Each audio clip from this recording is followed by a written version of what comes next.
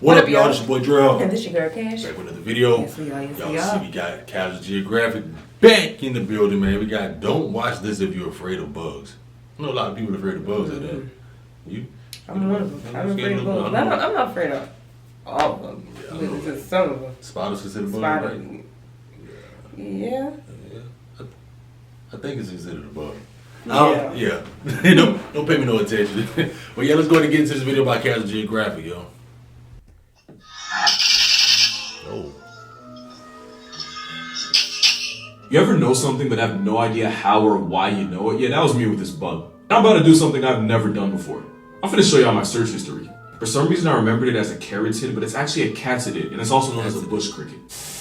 Hey, Editor Casual here. It's come to my attention that I completely butchered that word. Turns out it's katydid. As in, did Katie do it? Yes, Katie did. I'm gonna mispronounce it a few more times in this video, but just know that I'm aware of it. You don't have to comment on it. You don't have to acknowledge it. We can just continue watching the video and act like it's still gonna comment. Alright, back to the video. They're also known as longhorned grasshoppers, but at a family reunion, they sit closer to the cricket table. Also, they're perfectly harmless. They can't really hurt you.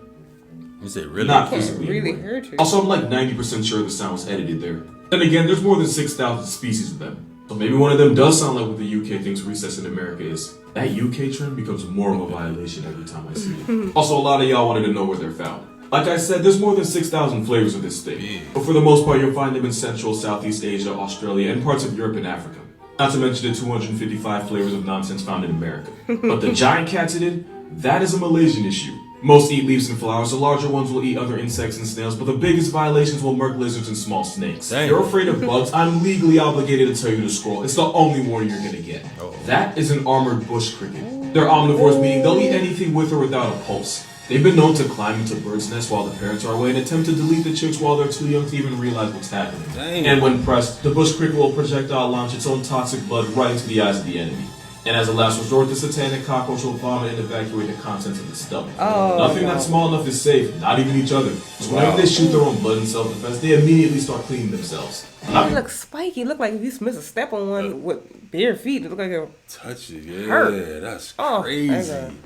Where he said he located? He said it? yeah. I'm gonna say. Not even each other. So whenever they shoot their own blood in self-defense, they immediately start cleaning themselves. Not because they're like meat freaks or anything. It's because if they don't, the smell of fresh blood will attract other bush crickets, and if resources are low, they will eat that one cricket alive.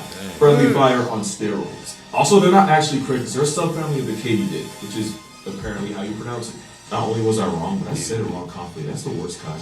You probably already know where they're found. Yup, Australia. It's Africa this time.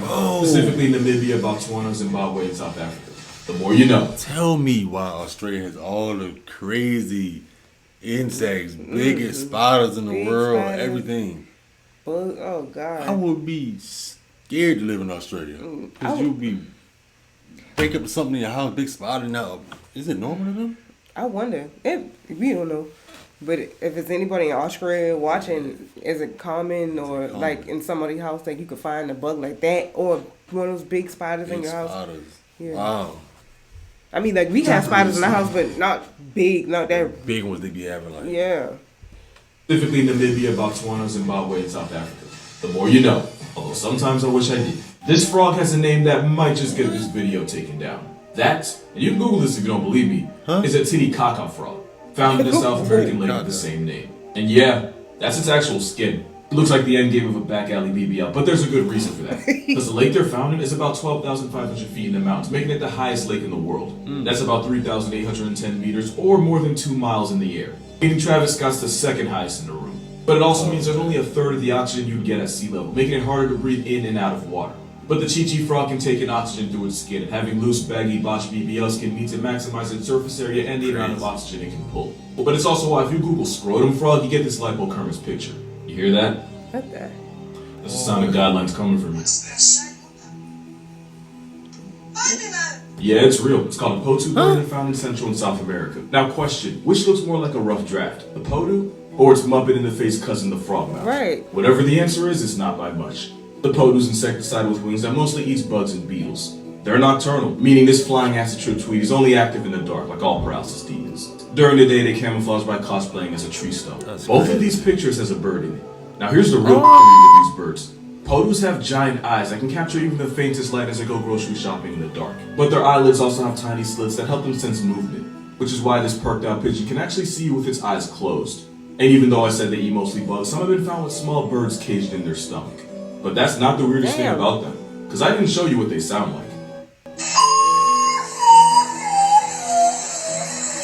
No. On a wholesome note, the Podu is monogamous and often mate for life. And if this crack canary can find love, there's hope for the rest of us. The more you know. Well, what is it? Don't worry, you're not on the wrong side of TikTok. Welcome to Animal Logic and I can explain. That terrifying pit of nightmare material is actually a camel's mouth. Those little bumps are called papillae. They're the same ones you have on your tongue, except these are big enough to put a therapist on Forbes. Those flesh teeth help the camel snack on cacti, thorns and all, without even flinching. Camels might be tough enough to get in a salty spittoon, but they're not the only ones you should avoid looking in the mouth. This horrific image is actually the mouth of a leatherback sea turtle. Those papillae are basically a child lock for jellyfish, which helps keep it in place as the turtle filters out seawater. Same idea, different nightmare.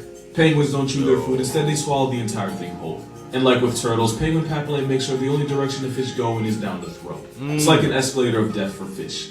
Papillae is why you wouldn't want this cat to lick you. Lion tongues are spiny and as rough as sandpaper. Helping them literally lick the meat off bones and brush their fur without actually owning a brush. But taking a lick from a lion might leave you with less skin than you started with. How many to get to the center? You better hope you never find out. Where's that young black man with all the animal facts? Right here, hey, how you doing? I can actually explain that. So a lot of birds can do this thing where they can stabilize their heads, basically lock it in place while moving. Which means birds can focus on a target without losing sight of whatever they're looking at. Yeah, it's aimbot. The best way I can explain is like this. Take your phone and do the selfie pose, and while looking at the screen, turn your head from side to side. You're able to focus on your phone even with your head moving. That's called gaze stabilization. Difference is birds are able to do the same exact thing, but by holding their head still thanks to muscles and neck vertebrae. Also, this bird is an American kestrel. This is the smallest type of falcon. And kestrels catch bodies by flying overhead and then swooping down like a fighter jet to murk their prey. Being able to stabilize their head means even though they can snatch souls fast enough to get a ticket for it, they never lose vision of their prey. Also, kestrels are able to use wind to kind of hover in place like hummingbirds, which is what you're seeing in this video. Also, some falcons can hit speeds of 240 miles per hour, and since their brains are designed to process information that fast, when they're not moving, they basically see the world in slow motion. The more you know. Learn something. Here's a little mind blower for you. Did you know possums and opossums are two very different animals? That is a possum, specifically a brush-tailed possum. They're famous for breaking into places they honestly have no business in the first place. This possum broke into a bakery and nearly OD'd on pastries. That's what you call defiant regret. He'll 100% do it again. That is an opossum. And before y'all get on me, some people say the O is silent, others don't. Animal Planet pronounced the O, so I do too. And the difference is opossums are the only marsupials found in America. While plain possums are seasoned throughout Australia, New Guinea, and New Zealand. While they're both marsupials, the no opossums are more related to the marsupials of down under, like kangaroos. Also, the American opossum is much more introverted than the Aussie edition, since the American edition will go into an anxiety coma when stressed, while the Australian flavor is much more likely to throw hands and or bite. Possums eat thousands of ticks a year, making America a much less diseased place. While plain possums do things like break into offices, trash the place, and give us memes like this. I'd say it's about equal. I dare you to talk about the most wholesome animal you know. Hold on, let me see if I can find something real quick.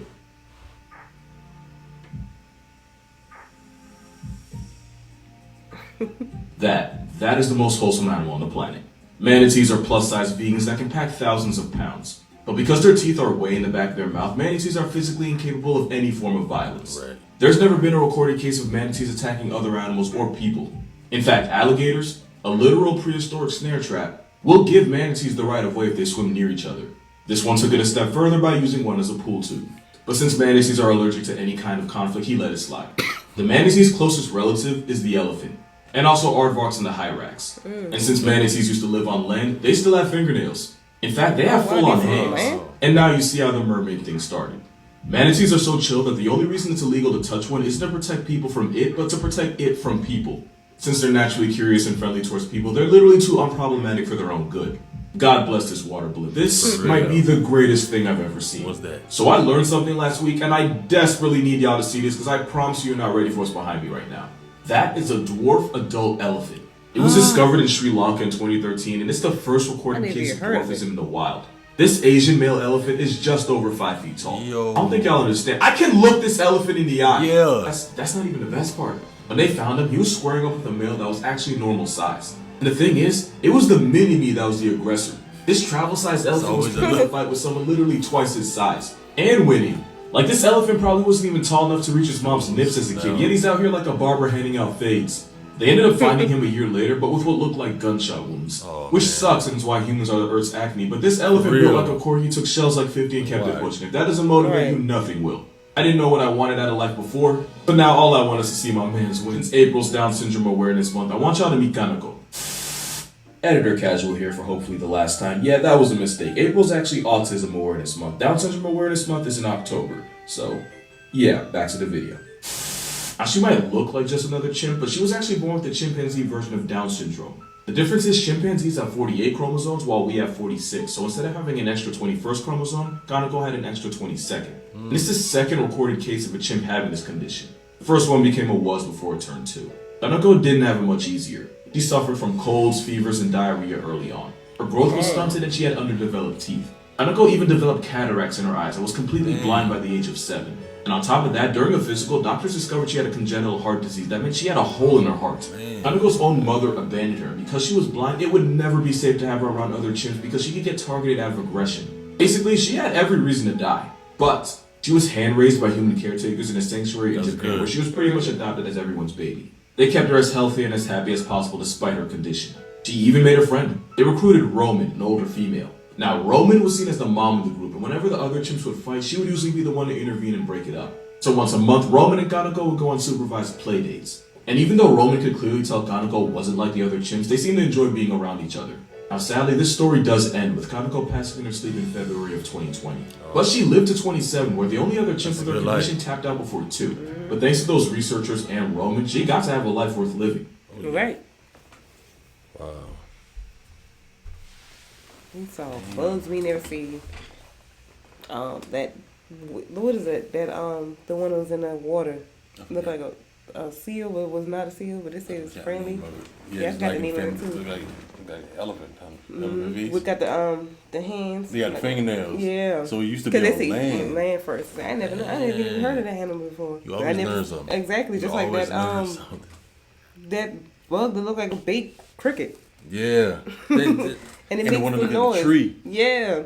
That's you gotta be careful. You lean up on these trees and stuff, man. There's so many You bugs lay up on the and tree, things. that bug right there. Oh, Oh, God, you man. know, this is where bugs are. I would say that was another episode, another school learning session with Casual Geographic. Don't watch this if you're afraid of bugs. Let us know your thoughts down below in the comment section. Don't forget to subscribe, hit the like button before you leave, and we'll catch you on the next video. Catch y'all next one.